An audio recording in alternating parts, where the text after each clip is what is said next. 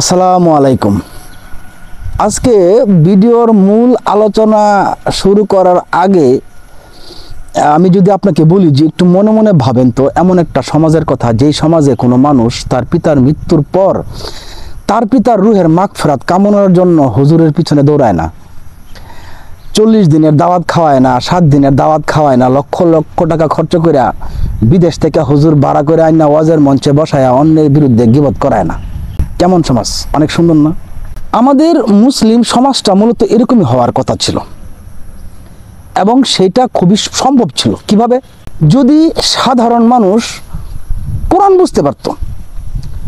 আল্লাহ তাআলা সাধারণ মানুষের জন্য যে কোরআন প্রেরণ করছেন, পুরো মহাবিশ্বের মানব জাতির জন্য যে কোরআন সৃষ্টি করছেন, সেই কোরআন যদি মানুষ বুঝতে পারত তাহলে ওই ধরনের সমাজ প্রতিষ্ঠিত হইত।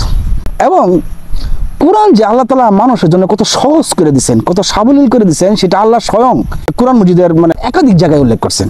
যেমন সূরা কামারের 17 নম্বর আয়াতে আল্লাহ তাআলা বলতেছেন, আমি কোরআনকে সহজ করে দিয়েছি বোঝার জন্য, অতএব কোনো চিন্তাশীল আছে কি?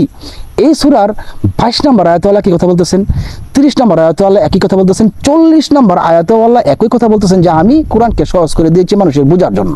কিন্তু আমাদের সমাজে বা মুসলিম সমাজে আসলে কোরআনের চর্চা নাই, এই জায়গাটা দখল করে নিয়েছে হাদিস। অথচ এইটা পুরোপুরি কোরআনীয় মূল্যবোধের বিপরীত। মুসলমানের জীবন হবে কোরআন নির্ভর, হাদিস নির্ভর না। হাদিস নির্ভর হলে পরে এই যে বর্তমানে যে দেখবেন যে মুসলিমদের ইসলাম পালন করা কত কঠিন হয়ে গেছে, কত দলে উপদলে মানুষ বিভক্ত হয়ে গেছে। ওয়াজের মঞ্চে বসে হুজুর এক হুজুর আরেক হুজুরের বিরুদ্ধে কি ভয়াবহভাবে কুৎসা রটায়, গীবত করে।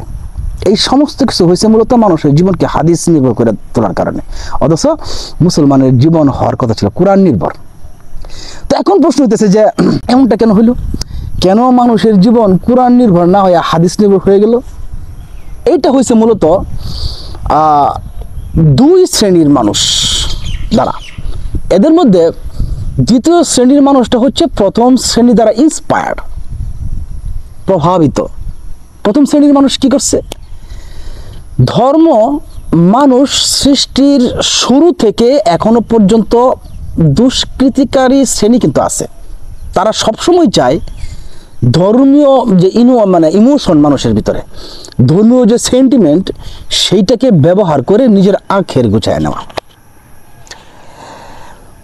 আর এই যে শ্রেণীটা যারা ধর্মকে ইউজ করে নিজের আখের গুছানোর চেষ্টায় সবসময় ব্যস্ত থাকে, তারা কোরআনের ভীতি মানুষের মধ্যে ছড়ায় দিছে।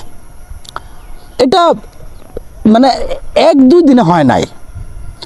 এবং তারা যে মানুষের ভিতরে কোরআনের ভীতি ছড়ায় দিছে, মানুষের মানসিক পরিস্থিতি এমন হয়েছে যে কোরআন শুনলে সে ভয় পাওয়া যায়, কোরআন সে ধরতে ভয় পায়, কোরআন সে পড়তে ভয় পায়, কোরআন সে বুঝতে ভয় পায়।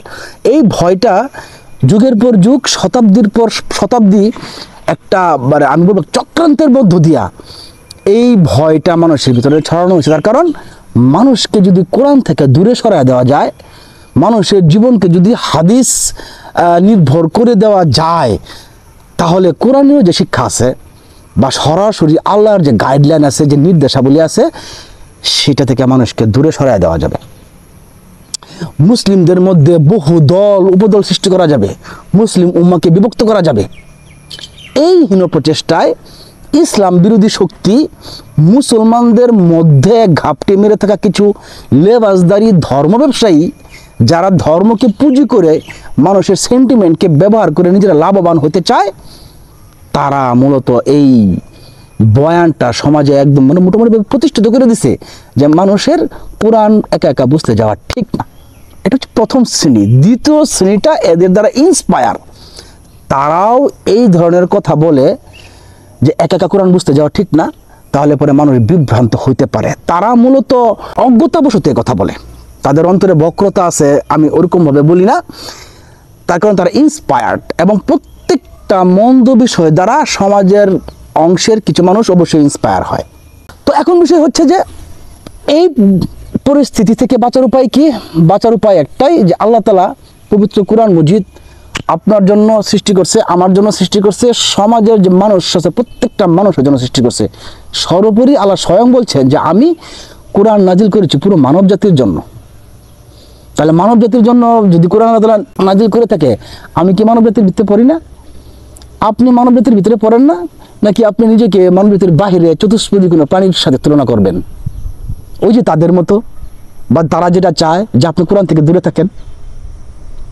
যদি আপনি এটা না করেন, যদি আপনি বুদ্ধিমান হন, তাহলে অবশ্যই আপনার উচিত কোরআন অধ্যয়ন করা, কোরআন বোঝার চেষ্টা করা, আল্লাহ সরাসরি কি বলছেন সেটা বোঝার চেষ্টা করা, সে অনুযায়ী আমলের চেষ্টা করা, এবং আপনার দ্বারা অন্যকে ইন্সপায়ার করা, যাতে করে সে কোরআনটা বুঝতে আসে, কোরআনটা পড়তে আসে।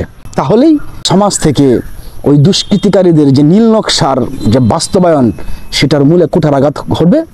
এর পাশাপাশি নিজের পরিবারের সদস্য সহ নিজেদেরকে সংশোধন করে আল্লাহর দিন প্রতিষ্ঠায় ন্যূনতম হলেও ভূমিকা রাখা সম্ভব হবে।